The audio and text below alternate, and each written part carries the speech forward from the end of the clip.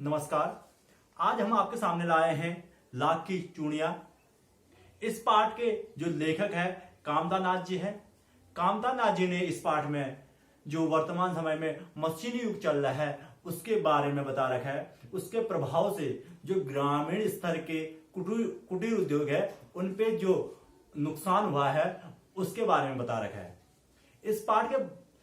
इस पाठ में जो लेखक है कामता नाथ जी ने अपने बचपन के बारे में बता रखा है। उन्होंने एक अपनी बचपन की कहानी के माध्यम से इस पाठ की व्याख्या कर रखी है। इस पाठ के माध्यम से बता रखा है कि जो शहर में मशीनी युग आए, उद्योग आए, उनसे छोटे उद्योगों पर क्या प्रभाव पड़ा उसके बारे में बता रखा है। ये बताते हैं कि जब लेखक छोटे थे तो गर्मियों की छुट्टियों में ये अपने मामा के गांव जाया करते थे। वहां वो बहुत खूब मस्ती करते थे, बहुत ज्यादा मस्ती करते थे।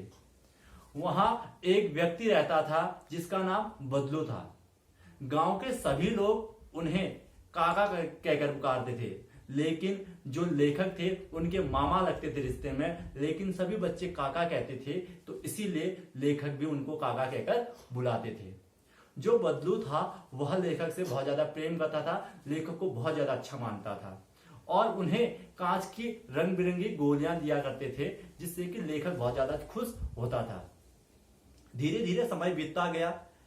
लेखक मामा के गांव जाता था और जो बद्दू था उन्हें क्या देता था? गोलियां देता था लाख की। बद्दू का एक काम था कि वह लाख की क्या बनाता था? चूड़ियां बनाता था और वह लोगों को वो चूड़ियां देता था, यानी कि बेचता था। उसकी चूड़ियां उसके गांव के अलावा दूसरे गांव में भी बहुत ज्यादा प्रसिद्ध थी। लोग उन चूड़ियों को खरीदने के लिए दूर दूर से आया करते थे। उस समय अगर कोई व्यक्ति एक चीज देता था तो दूसरी चीज उसको देता था, यानी कि आदान प्रदान करता था। इसी को वस्तु विनिमय कहा जाता था। जैसे बदलू लोगों को लाख की चूड़ियां देता था तो लोग उसको उन चूड़ियों के बदले या तो पैसा देते थे या कुछ अन्य खाद्य पदार्थ देते थे, खाद्य सामग्री देते थे। इसी को वस्तु विनिमय कहा जाता है। जैसे कि आजकल हम दुकान में जाते हैं और हम पैसे देते हैं और दुकानदार हमको उसके बदले सामान देता है, इसी को कहा जाता है वस्तु विनिमय।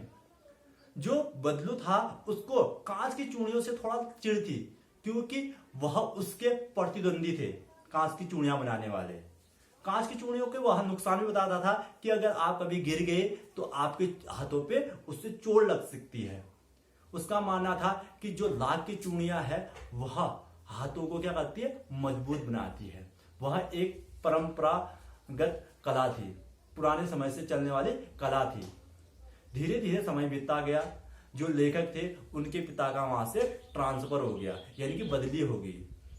लेखक कई समय तक गांव नहीं आया। वह अब बड़ा हो चुका था। जब वो गांव आया तो वह बदलू के बारे में सारी चीजें भूल चुका था। एक बार उसके मामा की जो लड़की थी वह आंगन में खेल रही थी तो अचानक वह क्या हो जाती है? गिर जाती है और उसके हाथों में कांच की चूड़ियां थी जो टूटकर उसके हाथ से क्या निकलने लगता है? खून निकलने लगता है। जो लेखक है वह उसकी मरहम पट्टी लगाता है और उसी समय उसके ध्यान में आता है कि कोई बद्दू नामक व्यक्ति भी था जो लाख की चूड़ियां बनाता था। वह बद्दू के पास जाता है, और बद्दू से बोलता है कि आपने मुझे पहचाना? तो लेखक बड़ा हो चुका होता है तो बदलू काका ने उसको नहीं पहचाना होता है। तब वो लेखक उसको अपने बारे में बताता है। तब बदलू अपने लड़की से कहता है कुछ आम लेके आओ और वहां पर लेखक को आम खिलाता है। तब बदलू की थोड़ा स्थिति खराब हो चुकी थी क्योंकि उसका वो कामकाज सब बंद हो चुका था। लोग अब कांच की चूड़ियां पहनने लगे थे। बदलू की आर्थिक स्थिति बहुत ज्यादा खराब थी। उसको थोड़ा अस्थमा टाइप की बीमारी भी थी जिससे कि वह खांसते रहता या चारपाई में बिस्तर में लेटा रहता था। जब लेखक ने पूछा कि अब आपका काम क्या चल रहा है तो बदलू ने कहा कि अब लोग कांच की चूड़ियां पहनने लगे हैं। अब उसकी जो आर्थिक स्थिति वह खराब हो चुकी थी। उसका जो काम था वह बंद हो चुका था। यही स्थिति आजकल हमारे समाज में भी होती है कि अगर कोई शहर में सामान बनता है और गांव में काम करने वाले लोग होते हैं जो हाथों से या अन्य चीजों से सामान बनाते हैं तो उनका जो उद्योग धंधा होता है, बिजनेस होता है, वह बंद हो जाता है। लोग उसे कम पसंद करते हैं।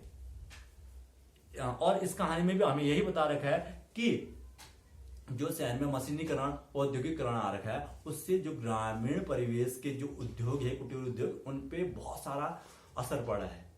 लोग बेरोजगार हुए हैं। यही थी आज की हमारी कहानी। नमस्कार।